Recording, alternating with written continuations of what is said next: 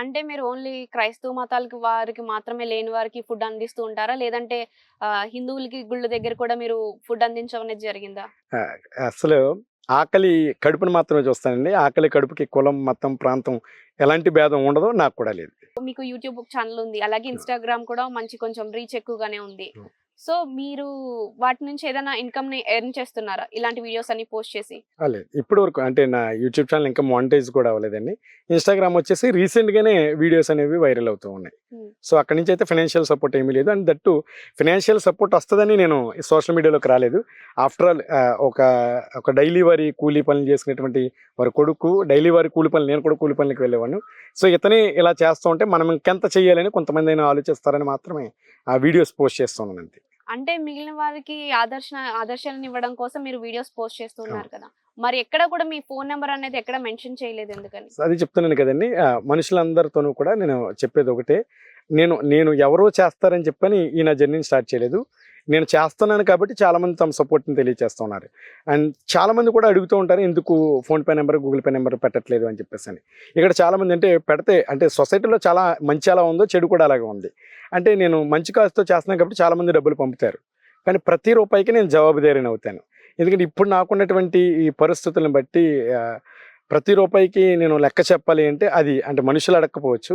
నాకు నేను సమాధానం చెప్పుకోవాలంటే చాలా కష్టం. సో, అంత మెయింటెనెన్స్ చేయలేను అని అనిపించింది. సో, కాబట్టి ఎందుకంటే ఇటు వీడియోస్ ఎడిటింగ్ అని నాకు చిన్న షాప్ ఉంది. ఆ షాప్ చూసుకోవడం, ఈ ఫుడ్డు, ప్రతీదీ కూడా నేనే చూసుకోవాలి. కాబట్టి ఎక్కడ కూడా నేను PhonePe number, Google pay number పెట్టాలని అనుకోలేదు. అండ్ దట్ టూ ఏంటంటే మరలా చెప్తున్నాను, నేను చేస్తున్నాను. నేను చేస్తున్నాను. కాబట్టి మీరు కూడా చెయ్యండి అన్న ఉద్దేశ్యం తప్పితే గాని, నేను చేస్తున్నాను కాబట్టి మీరు నాకు డబ్బులు పంపేయండి. మీ బదులు నేను చేసేస్తాను అనేది నా ఆలోచన కాదు. అంటే మనకిలాగా హర్ష సాయి అని చెప్పి ఒక వ్యక్తి ఇలా ఫ్రీగా ఫుడ్ ఇస్తాము, ఫ్రీ అని చెప్పి పేదవాళ్ళని చూసి చాలా జాలిగుండె అని చెప్పేసి హ్మ్. ఆహ్, హెల్ప్ చేస్తూనే బెట్టింగ్ ప్రమోషన్స్ చేస్తున్నాడు. అంటే మీరు మరో హర్ష సాయిలా తయారవుతారనుకోవచ్చా? అస్సలు లేదండి. ఎందుకంటే ఈ జర్నీ మొత్తంలో కూడా నేను ఆల్‌మోస్ట్ 4 ఇయర్స్ కంప్లీట్ అవుతుంది మే 4థ్‌కి. నేను వీడియోస్ పోస్ట్ చేస్తుంది 1 ½ ఇయర్ నుంచి మాత్రమే. అంతకుముందు వీడియోస్ ఎట్లా చేయాలో కూడా నాకు తెలీదు. ఎందుకంటే నేను కంటెంట్ క్రియేటర్‌ని కాదు. సో, నేను నా డైలీ లైఫ్‌లో నేనేం చేస్తున్నాను అనేది చెప్పడం కోసమే ఈ మధ్య వీడియోస్ పోస్ట్ చేస్తున్నాను. అది కూడా ఏంటి అంటే కేవలం ఫుడ్ ఇచ్చే వీడియోస్ మాత్రమే పెడుతుంటే ఎట్లా అనుకుంటున్నారని చాలామంది, నేనేదో సంపన్న కుటుంబానికి చెందినవాడినో, నా దగ్గర డబ్బు ఎక్కువైపోయో, లేదంటే సోషల్ మీడియా నుంచి నాకేదో డబ్బు ఎక్కువ వస్తుంది కాబట్టో చేస్తున్నాను అని అనుకుంటున్నారు. అందుకని చెప్పి నా డైలీ లైఫ్ కూడా చూపిస్తున్నాను. నేనేం చేస్తాను, ఏం చేస్తే నాకు డబ్బు వస్తుంది, వస్తున్న డబ్బును దేనికి ఖర్చు పెడతాననేది చూపిస్తున్నాను. కాబట్టి నేను నాకు కష్టపడగలుగుతాను. కాబట్టి నాకు అక్రమంగా వచ్చేటువంటి డబ్బుల మీద ఎలాంటి ఆశ లేదు. ఈ మధ్య మనకి ఎక్కువ బెట్టింగ్ ప్రమోషన్స్ ఇవన్నీ ఎక్కువొస్తున్నాయి. అంటే హెల్ప్ చేసే పీపుల్స్ దగ్గర నుంచి రీచ్ అనేది వెళ్తూ ఉంది. యాహ్! సో, అది అడ్డం పెట్టుకొని ఇలా బెట్టింగ్ ప్రమోషన్స్ చేయమని చెప్పి చాలా మందొస్తున్నారు. అలా మీ దగ్గరికి ఇప్పటి వరకు ఎవరైనా కాంటాక్ట్ అయ్యారా? అలా వస్తే మీరు చేస్తారా? ఇప్పటివరకు ఎవరు కూడా అలా అయితే నన్ను అప్రోచ్ అవ్వలేదండి. చెప్తున్నాను కదా మీకు మొదటి నుంచి కూడా, నా మనస్సాక్షిని చంపుకునేటువంటి పని ఏది కూడా చేయను. అన్యాయంగా, అక్రమంగా వచ్చేటువంటి ఒక్క రూపాయి కూడా నాకు అవసరం లేదు. సో, కాబట్టి చేయనండి. మీ వీడియోస్‌లో మీకొక బేకరీ ఉందని చెప్పేసనన్నారు. బేకరీ రన్ చేస్తూనే ఈ ఆర్గనైజేషన్ ఏదైతే హెల్ప్ చేస్తున్నారో ఇవన్నీ కూడా రన్ అవుతున్నాయి కదా! అంటే మీకు సేల్స్ ఎలా ఉంటాయి? అంటే మీరు ఈ వీడియోస్ స్టార్ట్ చేసిన తర్వాత మీ బేకరీ సేల్స్ పెరిగినియా? ఎలా ఉంది? యాక్చువల్లీ బేకరీ సేల్స్ తగ్గిందని చెప్పాలండి. ఎందుకంటే మా ఊర్లో అంటే చిన్న బేకరీ స్టార్ట్ చేశాను. Fruit shop, juice shop start చేశాను. సో, స్టార్టింగ్‌లో చాలా బాగుండేది. విలేజ్ కాబట్టి షాప్ నాదొక్కరిదే ఉండేది. ఎప్పుడైతే ఈ ఫుడ్ స్టార్ట్ చేశానో జనాలందరూ కూడా ఏమనుకోవడం మొదలుపెట్టారంటే, వీడికి ఇందులోంచి చాలా డబ్బొచ్చేస్తుంది. లక్షల ఆదాయం వచ్చేస్తుంది. కాబట్టి వీడు ఇదంతా చేయగలుగుతున్నాడు. సో, కాబట్టి మనం కూడా ఈ వ్యాపారాలు పెట్టొచ్చని ఫస్ట్ బేకరీ నేను పెట్టాను. తర్వాత మా ఊర్లో 2 బేకరీలొచ్చినియి. జ్యూస్ షాపులు 4 షాపులొచ్చినియి. ఫ్రూట్ షాపులు ఇంకొక 2 షాపులొచ్చినియి. అంటే కాంపిటీషన్ పెరిగిపోయింది. ఈ జర్నీ స్టార్ట్ చేయడం వల్ల నా బేకరీ గాని, నా వ్యాపారం గాని డౌన్‌ఫాల్ అయింది. డౌన్‌ఫాల్ అయింది. డౌన్‌ఫాల్ అయింది. సో, ఈ వీడియోస్ ఎప్పుడైతే స్టార్ట్ చేసారో అప్పుడు మీకు ఇన్‌కమ్ తగ్గినా కూడా మీరు ఇది కంటిన్యూ చేస్తూ ఉన్నారు. ఇన్‌కమ్ తగ్గింది కాబట్టి నాకు స్టార్టింగ్‌లో ఎట్లా ఉండేది అంటే food maintenance and that food నేనెప్పుడూ కూడా ఒక్క చోటే ఇవ్వను. అండ్ ఈ భీమవరం, పాలకొల్లు సరౌండింగ్స్‌లో తిరిగేస్తూ ఉంటాను. హ్మ్. దానివల్ల నాకు పెట్రోల్‌కే పెర్ మంత్‌కి 10,000-12,000 ఖర్చయిపోయేది. సో, అందుకని చెప్పి ఆలోచన చేశాను. మనకి బేకరీ బిజినెస్ అనేది కొంచెం తగ్గింది కాబట్టి మెయింటెనెన్స్ తగ్గించుకోవాలంటే ఏం చేయాలనేది ఆలోచన చేశాను. సో, ఈ పెట్రోలు బైక్స్ తీసుకొని వెళ్ళడం వల్ల మనకి ఇట్లా అవుతుంది కాబట్టి, అది ఒక ఎలక్ట్రికల్ వెహికల్ ఉంటే బావుంటది కదా అని చెప్పేసని ఒక ఎలక్ట్రిక్ ఆటో తీసుకున్నాను. సో, ఆటో తీసుకొని ఇప్పుడు ఆటో ద్వారాగా వెళ్ళడం వల్ల నాకు పెట్రోల్ మెయింటెనెన్స్ తగ్గింది.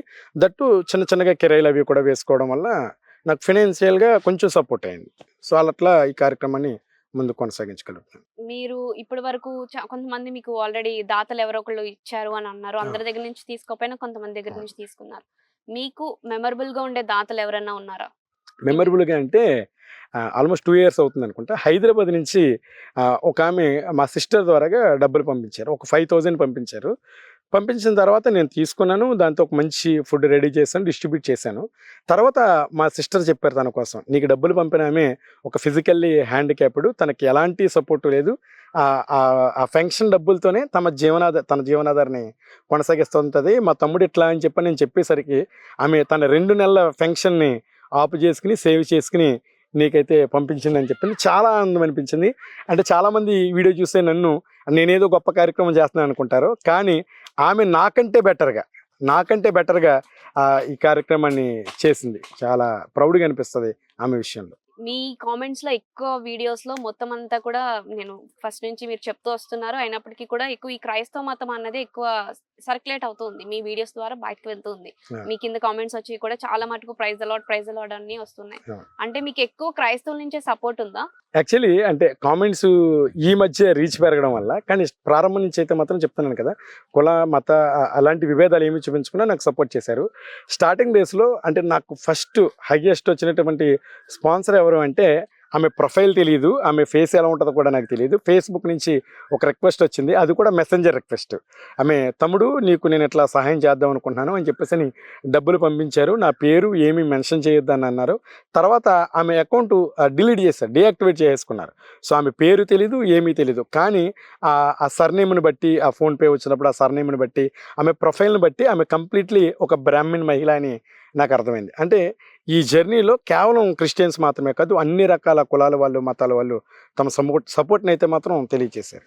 మీరు పంపించే ఫుడ్ ఎలా ఉంటుందసలు? అంటే మీరు మిడిల్ క్లాస్ ఫ్యామిలీ. ఆ! సో మీరు హెల్ప్ చేయాలనుకుంటున్నారు. ఒకళ్ళు ఇద్దరికి అంటే పర్వాలేదు గాని అనుకోవచ్చు. కానీ ఒక 20+ మెంబర్స్‌కి మీ తాహతుకు మించి చేస్తున్నారు. ఆ! అంటే తినే ఫుడ్ క్వాలిటీ తగ్గి ఉంటుంది అని కూడా కొంతమంది అనుకుంటా ఉంటారు కదా! ఆ! అసలు ఎలా ఉంటుంది మీ ఫుడ్ క్వాలిటీ గాని? ఏమేమి పంపిస్తూ ఉంటారు ఆ ఫుడ్‌లో? యాక్చువల్లీ కరోనాలో రెగ్యులర్‌గా నేనే కుక్ చేసేవాడిని. తర్వాత కూడా నేనే రెగ్యులర్‌గా కుక్ చేసేవాడిని. అండ్ ఇప్పటికి కూడా ఏదైనా అకేషన్స్ వైస్ ఎక్కువ మందికి వండాలంటే నేనే కుక్ చేస్తాను. నేను బిజీగా ఉన్న టైంలో మాత్రం హోటల్‌లో తీసుకుంటాను. తీసుకున్నప్పుడు మాత్రం ఖచ్చితంగా ఒక కర్రీ, ఒక సాంబార్, లేదంటే సాంబార్ ప్లస్ ఒక పెరుగు తీసుకుంటాం. వీక్లీ 3 రోజులు గాని, 4 రోజులు గాని నాన్ వెజ్ ఖచ్చితంగా ఉంటది. చికెను, ఫిషు, ఎగ్గు వాటిని ఇవి వేసి కూడా అయితే బయటే పంపిస్తాం. కొంటారా? నాన్ అవి వెజ్ కూడా? నాన్ వెజ్ కూడా బయట తీసుకుంటాం. ఎక్కువ సార్లు మాత్రం అంటే నాన్ వెజ్ ఎక్కువ మందికి పెట్టాలనుకుంటే నేనే కుక్ చేస్తాను. సో నేను కుక్ చేసే దాంట్లో కూడా ఎక్కడ కూడా ఫుడ్ కలర్స్ గానీ, గరం మసాలాలు గానీ ఎక్కడ కూడా వాడను. ఎందుకు అంటే తీసుకునే వాళ్ళందరూ కూడా ఆల్మోస్ట్ చిన్నపిల్లలు, వృద్ధులే ఎక్కువ తీసుకుంటారు కాబట్టి వాళ్ళకి హెల్త్‌కి కూడా ఎలాంటి ఇబ్బంది ఉండకుండా తీసుకుంటాను. అలాగే సమ్మర్ డేస్‌లో butter milk, fruit juices, so అట్లాంటివి కూడా బటర్ మిల్క్ కూడా ప్రొవైడ్ చేస్తాం.